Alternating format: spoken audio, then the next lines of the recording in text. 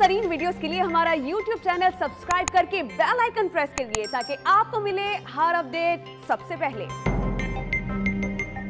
अफगानिस्तान के साबिक वज़ीर-ए-आज़म और हिज़्ब इस्लामी के सरबराह गुलबदीन हिकमतयार ने कहा कि भारत को अफगानिस्तान के मुस्तक़बिल पर बयानात जारी करने की बजाय अपने अंदरूनी मसाइल पर तवज्जो मरकूज करनी चाहिए।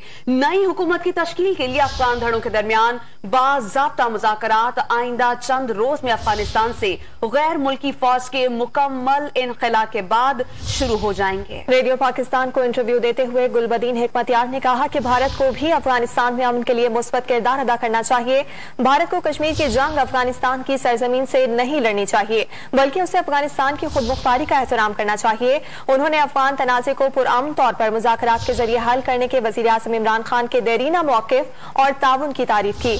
गुलबदीन हिकमतयार ने उम्मीद जाहिर की है कि जल्द काबुल में एक ऐसी हुकूमत कायम होगी जो अफगान अवाम और आलमी बरादरी के लिए काबिल कबूल हो।